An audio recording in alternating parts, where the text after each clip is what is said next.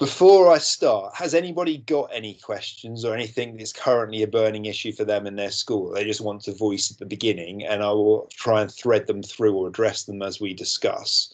Feel free to unmute your mic, but also you can throw things in the chat on the side if you wish, and I'll pick those up at various pause points. But anybody got anything they want to contribute at the beginning, or anything that's a burning issue for them, or any questions they've got about the programme?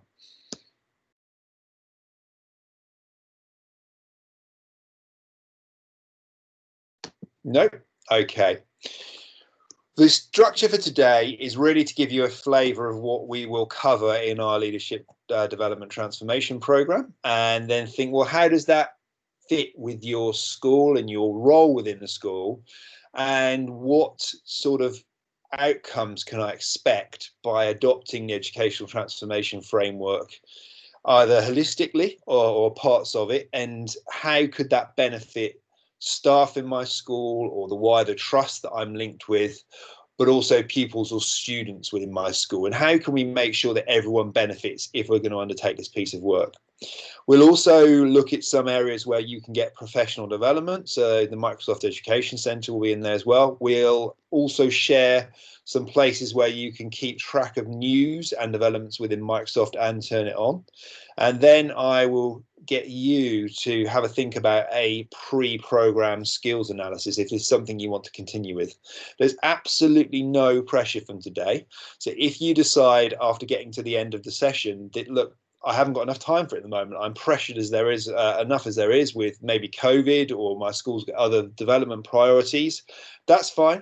We'll be running this again in a year's time, so you can always come back and rejoin, and we'd love to see you then if it's not right for you at this current point. But if you think it's something you'd like to engage with and something you'd like to commit to, then I'll discuss the next steps at the end of the presentation. I think more than ever, we can appreciate that we are living in an ever-changing world, and that change pace has just been accelerated off the scale. The things that we are grappling with on a daily basis go far beyond what we originally trained to do as educationalists and lead schools. We were obviously striving for the highest academic standards possible, for people to feel warm and comfortable and welcome in the environment that they're coming to join, but we never thought we'd have to encounter all the other difficulties we've got.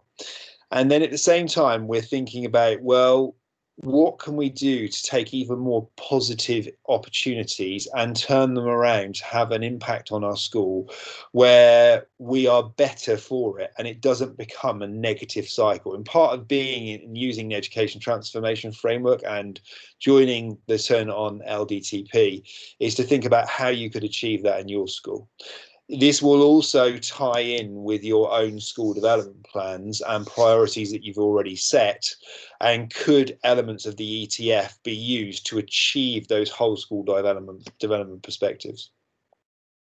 If we look back a bit, we can think, well, over time, there's been some quite significant points and milestones in the evolution of human race and the industry and the technology that we've managed to harness.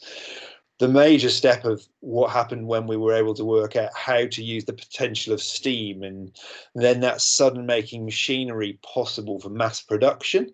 And yes, it did have its negative sides. We ended up with things like the workhouses, but at the same time, we moved forward a long way. Suddenly transport was possible. We could go a long way in a short space of time. Some people saw the seaside for the first time if they could afford train travel. So there was a huge revolution with steam, and then came electricity on the back of it.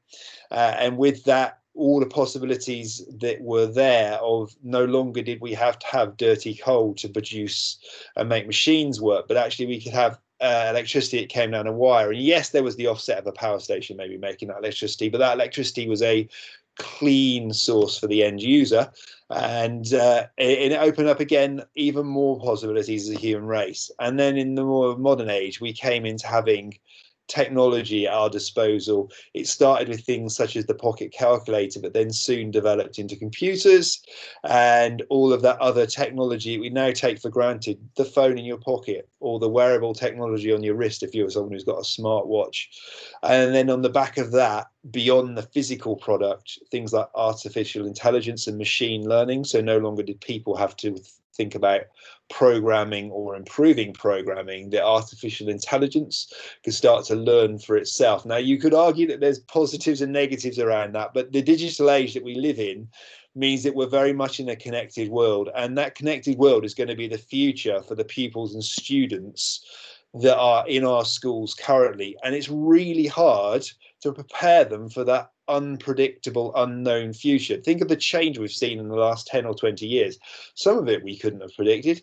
Who would have imagined that at one point we'd be prodding away at touchscreen devices and there wouldn't necessarily have to be a button that we pushed into a device any longer?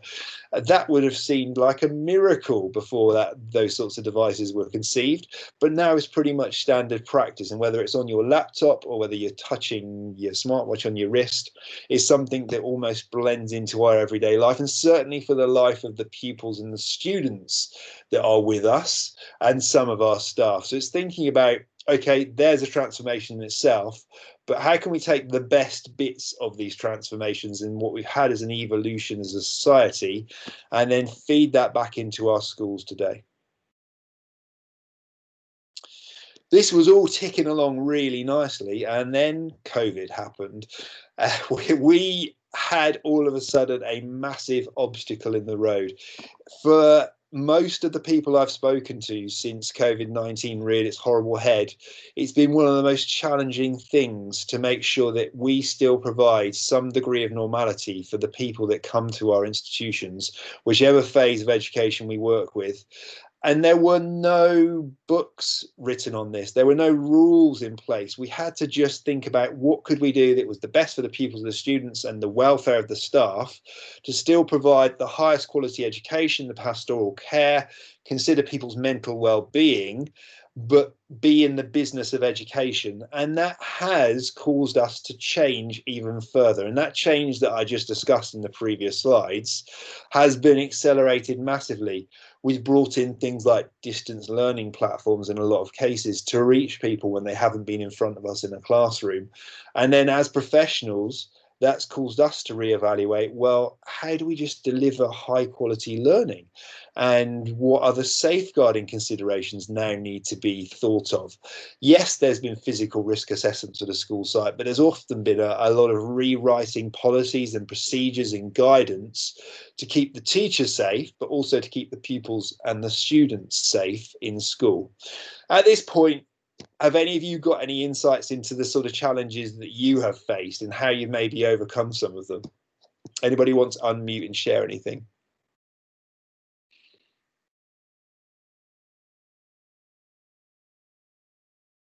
No? And anybody going to be bold? Really, we don't buy it? No? Okay. Often some of the core values of what we're trying to achieve is still around the business of making sure that we can communicate with everybody that we need to, but also at the same time, making sure that we've got the tools around us and people have the skills to be able to still be successful in what they want to do, and not to feel that there's a barrier to them just delivering what they always did, and that it still can be achievable, but they might need some sort of professional development, or they might need a new piece of technology, or they might need to work in collaboration with someone in their school, or someone in the wider organization if you're part of an academy. And trying to get all those pieces of the jigsaw in place on your own can be really challenging. And part of the Leadership Digital Transformation Program is for us to support you in doing that. And we will use the Education Transformation Framework from Microsoft to achieve it. So with digital transformation, I mentioned vision and strategy numerous times, but it really is core. If you haven't got a clear vision of what you want to achieve, and you will know this as educational leaders, you will struggle in the first place. So you may already have various IT issues in your school. You may have things that you're trying to achieve, and actually you've put Microsoft Teams in, and still it's something that's establishing itself. Well, that vision is something not to lose sight of, and the technology shouldn't be the barrier, and that the skills to use it shouldn't be a problem to successfully delivering your vision and achieving your strategy. And sometimes all you need is that foot up or that collaboration with other like-minded people. And that's one of the things we want to do. We want to foster a cohort and a group of people here that will work together and share similar experiences. And where they've learned a lesson, we give you now a vehicle, another forum to work together and share that, to be more successful yourself, but also to help other people on their journey. We're really trying to get that cultural shift where we want to decide the way that things are going to be done, but find easier ways of achieving that and develop positive behavior sets and habits that mean it's a open-minded culture that's in your school, whether it's staff or students and pupils, and people have that growth mindset about, okay, I've got a vision about what I want to do. I may not be entirely sure about how to do it, but I know very well that someone will if I don't at the moment. And we also know that we've got this group of like-minded people who are also on the same journey together. And sometimes that journey will throw obstacles and it may have the odd bump, but on the whole, we're all determined it's going to be a positive outcome in the best way possible for everyone that's going on that journey. And what we will do with you here is throw you ideas, talk to you about strategies that you might not be yet utilizing, and give you another set of skills and tools at your disposal to help improve your own schools. It really is a unique context that we find ourselves in. We have already had goals. We might have our own transformation framework that we want to improve various aspects of the school, and that is ongoing. But what we can do here is to use technology also to help that at the same time. We are going to have to consider the capabilities of people that are on this journey with us within our schools, be it primaries or secondaries, or some of you might also have sixth forms as well. And yes, they may have access to technology, but they may not know how to use it. And also, there's that constant threat to some people as professionals where they see that students racing ahead or pupils in their classroom having greater knowledge than them can feel like they're on a back foot because they're trying to catch up, they're trying to adapt, they're trying to understand what other people might know ahead of them. And you do have to accept to some degree that you won't always have all of the answers all of the time, and that you may not be able to solve a problem straight away, and it might sit there for a bit until you can overcome it. But at the same time, there will be an answer, and someone else out there most likely will have grappled with it.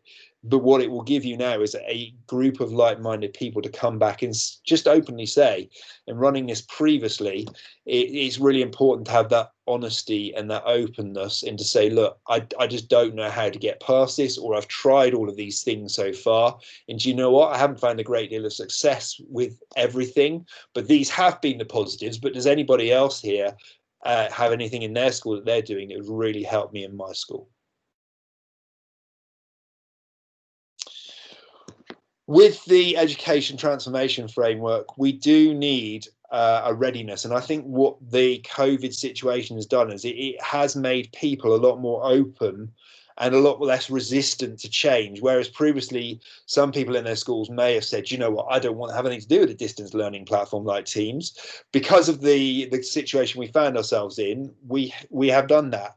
Some schools have moved more towards having one-to-one devices. I completely understand the budgetary pressures that schools have, but sometimes we've been gifted money. The current DFE funding for pupil premium pupils may allow you to give them a one-to-one device. It may not be achievable across the school, but you could start to then think about, well, for those groups that do have that, how could they use it compared to a set of classroom devices they may only have access to at certain times? There's also been major shifts within the workforce in your school. It might not be always possible to have everybody in school at a single point in time. You're dealing with some of your employees still working at home or working on other sites, but feeding into other people that are on the ground in school. And everybody is trying their hardest, but it's how could technology connect all those people and make their lives easier and not be a barrier, but it actually breaks down those barriers and helps people work together. So for the staff in the school, it's thinking about, we're all under a great deal of pressure, and the workloads, if anything, could have got bigger when you're trying to deal with all the extra things at the moment. Well, how could we find ways to use the technology that we have at our disposal to work even more smartly, cut down on some of the things that maybe we had to manage manually, and automate some of the systems in school so that it makes things a little bit easier.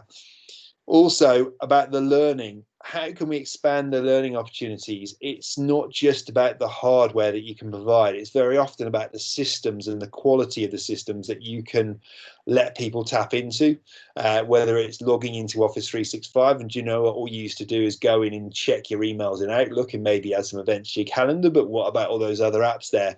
Could they add or enrich the learning going on in the school? The organization itself, we've already spoken about this, but how could you be even more efficient? If you are within a MAT and you're an academy, well, how could you get that communication going between central trust teams and then the schools that are working together within the trust? How could you get more collaboration going on? Maybe you've got a specialist and it's got a set of skills in one school and you want to get them across to another. Well, now it's not possible to go between bubbles or even sometimes between schools, but you might be able to have a class session where someone shares something over Teams or somebody joins a meeting. So there's lots of ways that you can bring people in. It's been difficult to have governors meetings recently or meet with trustees. And again, that could be that you're building a community online. It could be a cost savings, such as you don't have to buy in a paid for platform, and actually you can make more of a function that's already at your disposal in a piece of technology you have in your school.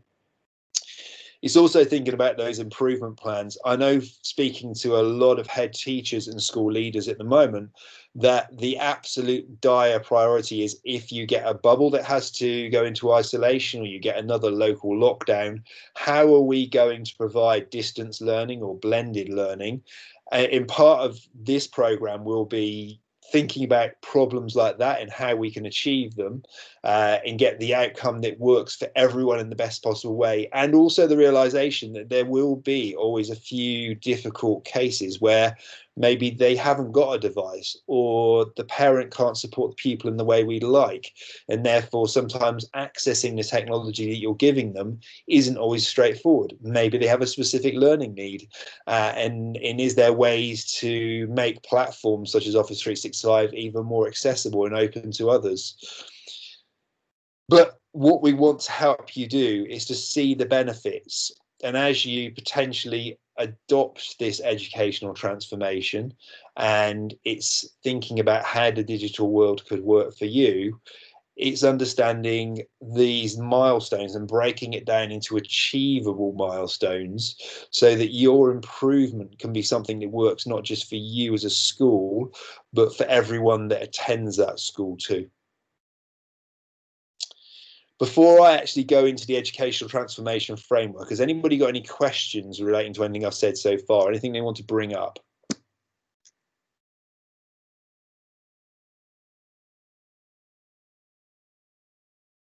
Okay, I'll move on. The educational transformation framework is designed by Microsoft, and it's going to underpin this digital transformation program that we're offering to you. It's got 4 pillars. The pillars, as you can see there in different boxes, are leadership and policy, teaching and learning, intelligent environments, and recently the educational transformation framework has been updated somewhat. So there used to be a different 4th pillar, but now we've got student and school success, which replaces one of the old pillars. So if you are familiar with the education transformation framework previously, or you use it within your school, you may be aware of the update that's come from Microsoft. But the idea is that this gives you a framework to assess what your priorities are, think about what the roadblocks might be, and then develop a strategy to achieve it. And each of those 4 pillars break down into sub areas. And what we would do over the course of the program is not just focus on the educational transformation framework, but have a look at some of the technologies that we could use in these different 4 pillars to be successful in your school and help to move you forwards. The benefits of the educational transformation, I do find that when people adopt this approach, that it is that growth mindset that we are probably striving for in our school. It fosters that open and creative thinking. And if you're already working on that as a culture in your school, it only drives it even further. it does make people think about innovation and how they can think, well, the school has a goal, but how can we get behind that goal? And how can we help the school achieve its vision? And how can everyone play its part? In this program breaks it down into the smaller components and then builds it back up again so that you can think about how it fits into a whole school development program. It's also thinking about those students or pupils and how we can give them the skills for that ever-changing world where we started out. It's about building that resilient and having that adaptable skill set, almost like a toolkit in their back pocket, because we couldn't have conceived when we were at school, regardless of the age gaps I've got here in this presentation. We couldn't have known what we were going to be facing in the world of work. And even more so, it's really hard to prepare them for jobs that haven't even been created. And the bigger focus would be on making sure that they've got those adaptable skills to cope with that. And they can then reapply them to the different changing work environments or maybe further education that they are going to go and study. Is thinking about in that transformation how we can achieve it safely. Now, that might be with on-site technology, that you've got a server or you've got sets of tablets or laptops. And simply, are they configured in a way that's easy for staff or for pupils and students to use? But do they have the appropriate safeguarding measures applied, which means that they are not going to be exposed to something that's inappropriate, and they can get on with their either passion for learning or teachers providing the highest quality learning they can. But then once you've got those devices, it's what online environments they visit and how they are structured and how they feed into maybe raising standards in English and maths, or whether it's about allowing them to take their creative mind and go somewhere with it that they wouldn't have been able to use previously. So that could be something like using Minecraft for education. And then finally, it's about that equality for all. Having leaders feel that there's inclusion so that they can develop professionally, but also that students feel like they're included in part of the school, and giving them student voice. If they've got an idea or they think that something could be tweaked so it works better, that everyone has a chance to feedback, whether it's student council or feedback from governors, that leaderships in the school, whether it's middle leadership or senior leadership, but that they get heard. But not only get heard, but there's actually a vehicle to do something about that for change, and that change can be a positive thing. You can see a statement there from Anthony Salcedo, who is Microsoft's Worldwide Development Vice President, and he has a real passion and vision when you hear him speak.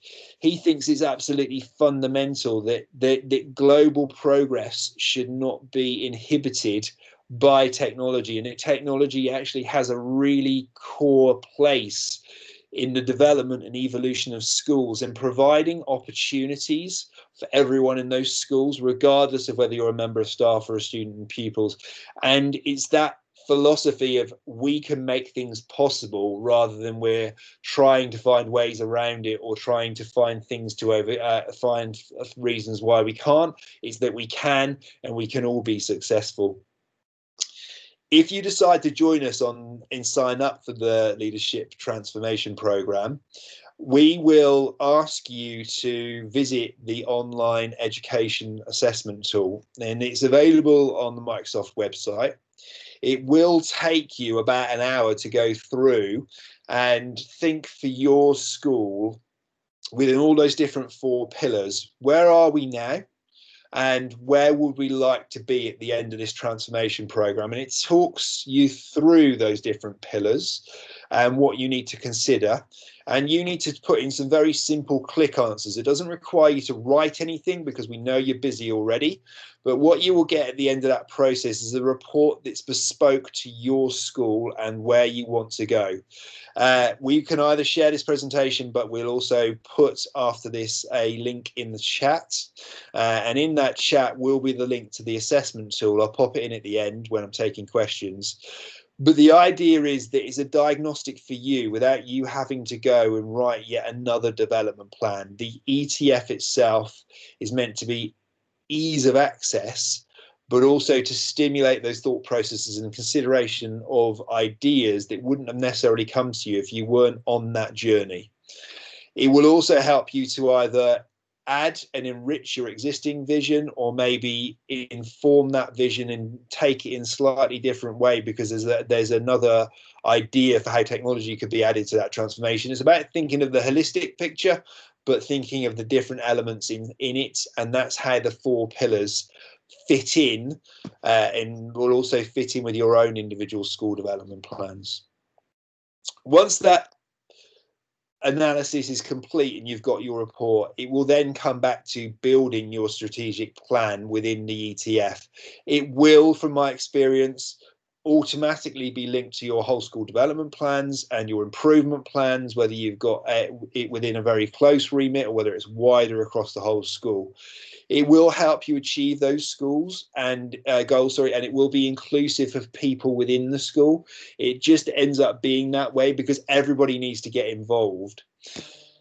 The fundamental stages within that plan do require you to have that clarity of vision and think about, well, what are the stages in success? A bit like you might have success criteria within your lesson, you're going to have success criteria here.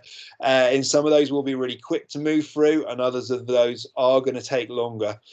Some people join this program suddenly thinking it's going to be this punchy process and everything can be done in no time at all. You can sometimes be talking about a long period to get to the end of this, and it won't be that at the end of 7 weeks you're suddenly going to achieve anything. Let me set those expectations now, that we will set you off on that journey, and what we will end up creating is a community of people that can still meet and talk together and turn it on, could have some sort of input as an ongoing cohort.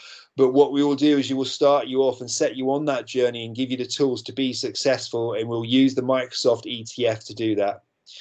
What we can give you also are clear guidelines on when and how and who would be involved in those changes and what the impact might be on those individuals in school, and just how measured you need to be with your pace of change, keeping everybody with you, but also making sure that they feel supported and that they maybe have the same development and receive training, so that the whole school grows and those rising tides bring up standards and also help you get to that vision.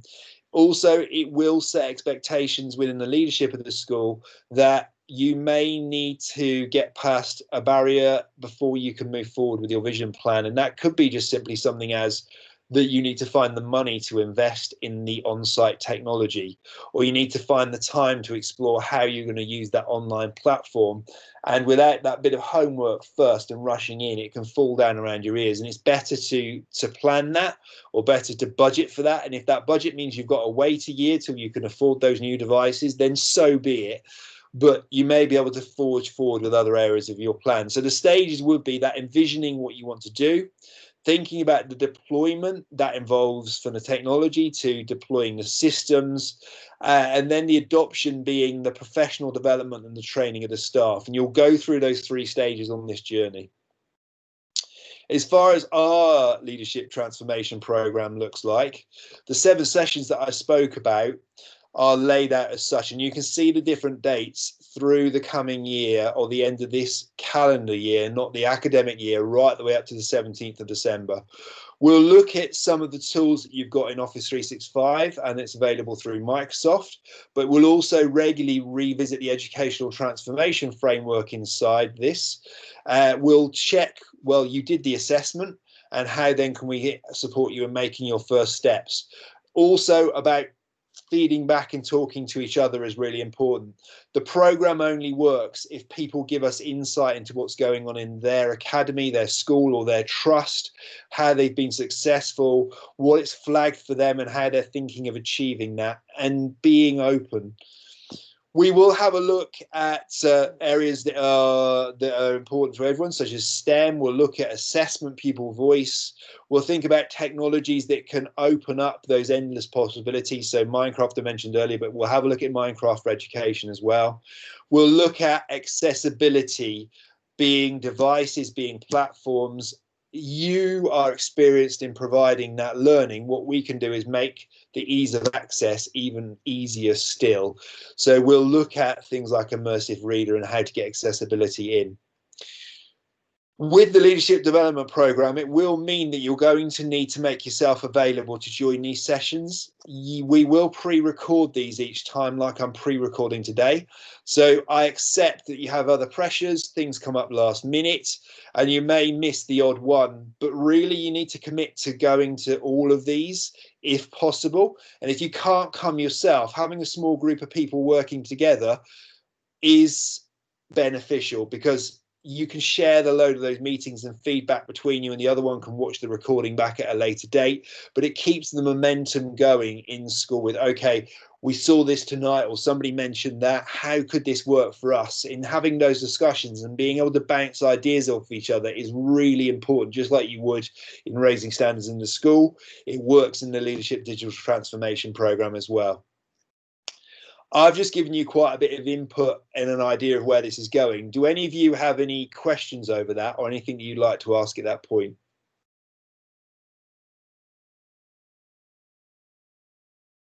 Feel free to throw it in the chat or unmute a microphone if you wish to.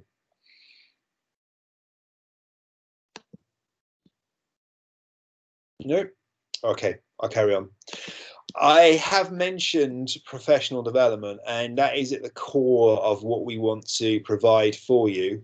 And we couldn't possibly, in 7 sessions, give you the sort of ongoing professional development that you're going to require as part of the education transformation framework, and also to make sure that everyone in your school can be successful regardless of their role. So the Microsoft Education Center is really key on that. And I'm just going to pause that video because I'll explain what you're about to see there. The Microsoft Education Center is a website. And all you would need to do is go there and create yourself an account. And through creating that account, you can access CPD in many forms. It can be self-help guides. It could be that you need resources to train staff in your school because you're introducing them to a new system or a new way of thinking, and they will be there for you as pre-prepared resources. It could be self-study because you are going to need to bring about that change in your school, but actually you don't understand this particular element of what you're going to use. So the Microsoft Education Center is a one-stop shop for you to get professional development resources, or use those professional development resources in the school, but to save the time of you having to create them in the first place. When you get there, all you do is you go to the top right-hand corner where it says sign up. You can normally sign in with the account that you use for school. So just pop in your username, which is often your email address, and then choose a password. From a cybersecurity point of view, don't make it the same password, make it a different password, and you sign in, and then you'll be in the education center. And as I've said, it will give you self-study courses. You can look at courses that are linked together as a learning pathway, or you can look at individual courses. What you will earn are points, and then those points transition into accreditations, which are normally shown by badges, but you also got certificates. So if you need to prove, because this is a leadership development focus for you, and you need to prove that you've gone and you've completed that self-study, you can print out the certificate. You can then share it with whoever you need to in school, and it evidences that you're on that journey. And then you're going to take that skills, the knowledge, the learning, and you're going to feed it back into making the school a better place. You'll quickly be able to become qualified yourself. So once you get 1,000 points, you can become a Microsoft Innovative Educator or a certified MIE. That's the first qualification there on the left. If you decide to take that further, in January, we are going to run a program to support people becoming Microsoft Innovative Educator experts. And what that is a much deeper dive, and you submit an application to Microsoft. And it used to be that people got into that program and it was an easier program in the past, but now it's become more rigorous, but not in a bad way.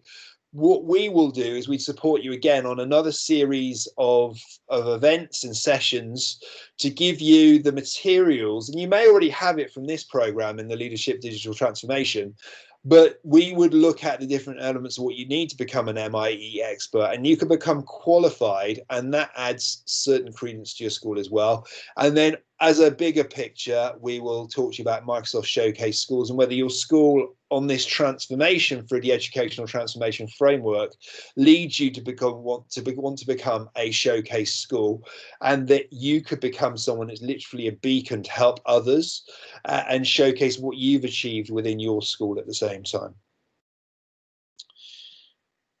That is all rooted back in the education transformation framework, that culture of learning and growth, the personalized learning, the inclusion of everyone, that thinking about that massively open future ready skill set. How you're going to drive those decisions? Well, the ECF will give you the framework for that, and also the framework to track that. And when it doesn't go to plan, it will also give you the framework to reevaluate and think about how you want to move forwards.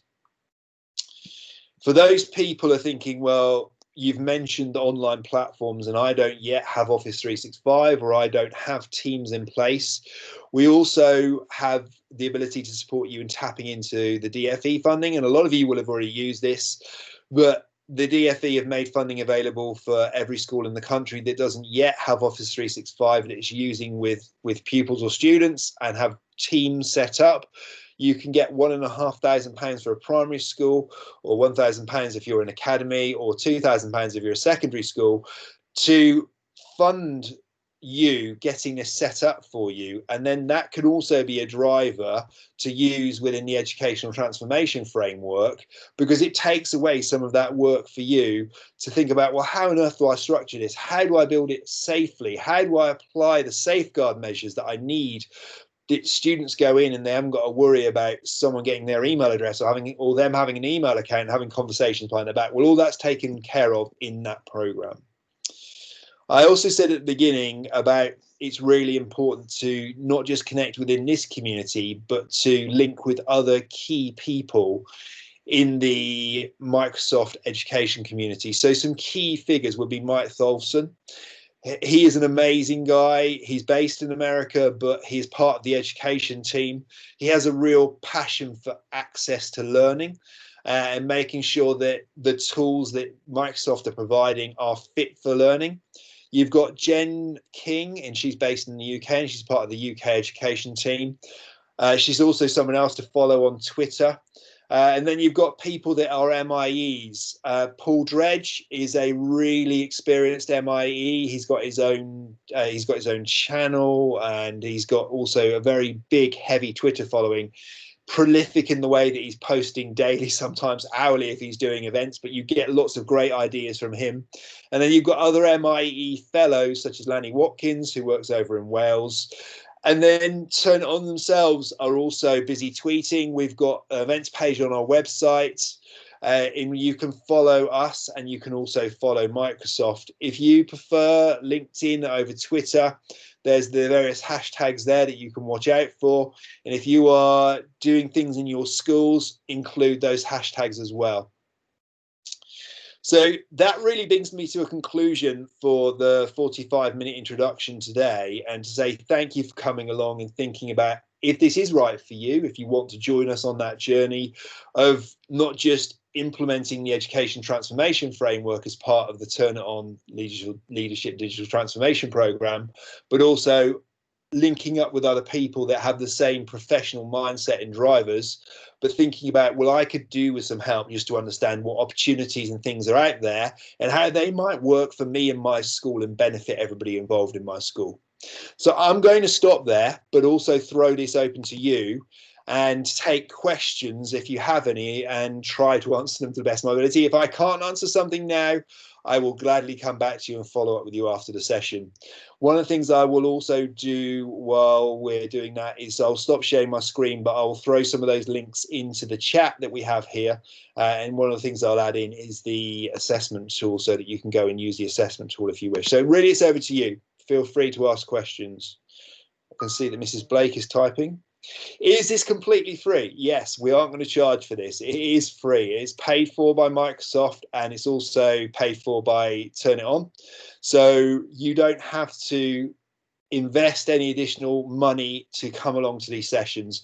You're welcome to join all 7 of them and there's no hidden catches anywhere. I will be deriving each of these sessions, so I'll be the person that's in charge. So you get continuity from the fact that I'm the person you can follow up with, but we aren't suddenly going to say, oh, sorry, there's a £500 charge. Nothing like that. You just need to come along and join in. What we're asking for is the commitment from you for the time to get behind applying the educational transformation framework in your school and coming along and helping people to improve and sharing ideas.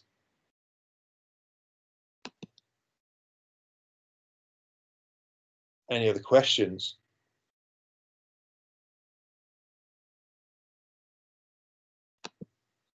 Don't be shy. Normally I get bombarded with questions.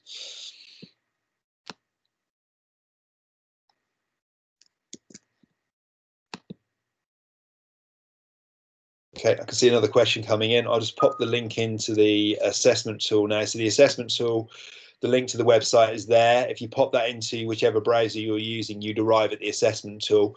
One of the things we'll do briefly at the beginning of people that join us for session one, we'll quickly recap that assessment tool. We won't ask you for the outcome of that assessment in session one. We'll be looking at something entirely different. It'll be session two when we come back to visit that.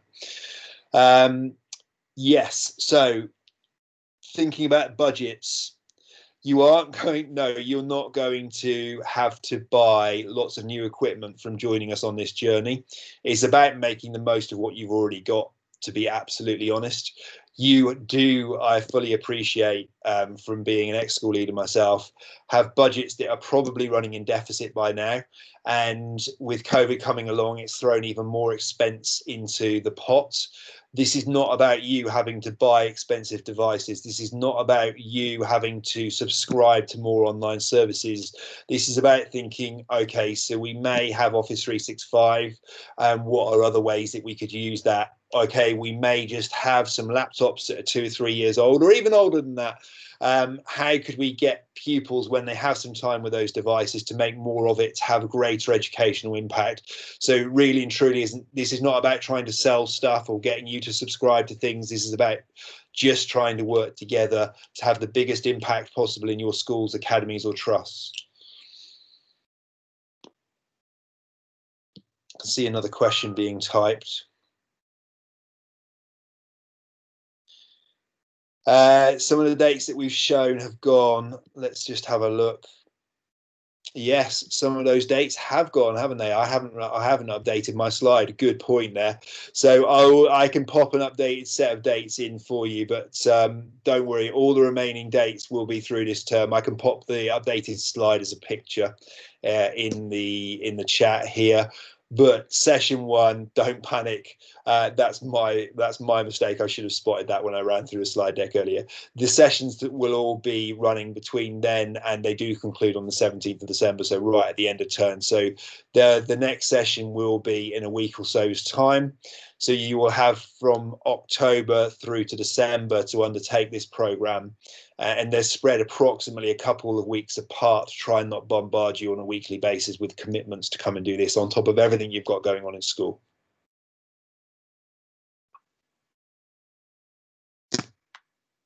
Any other questions?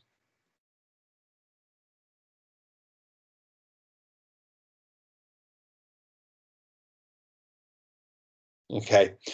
One of the things that we will do then after this is you will have this chat in your Microsoft Teams. I will pop into the chat a link to a Microsoft form. If you want to sign up and you want to join the LDTP, the Leadership Digital Transformation Program, we just need a firm commitment from you. So all you need to do is pop into that Microsoft form. It's only a couple of questions. You say that you're going to join us, you give your details, and then we will make sure that you're aware of those other dates. We'll also put those dates in this chat. But you then will come along to session one and we will start our journey together on that program. It's as simple as that. If you decide today, look, as I said at the beginning, I've got enough going on, I just couldn't fit it in, although I like the sound of this, we will rerun this program. If you think this doesn't fit for me in my school at the moment and it doesn't fit for my vision and my improvement program, then that's absolutely fine, and I welcome and I thank you for the time that you've given this afternoon. But essentially now it's just choice and a reflection piece and thinking, do I want to start this? Do I want to take part in this? And if you do, I would be glad to welcome you, and I will look forward to working with you in the coming weeks. But if you don't, come back and visit us again soon, and we will find something else for you, whether it's the MIEE program or one of our other sessions that we're going to be running. Any final questions? I will stay on the chat for as long as possible and as long as required if any of you want to ask any individual questions, but otherwise I will just pause there. And I'll also stop the recording. Okay, I'm going to stop the recording now. I'll remain here in the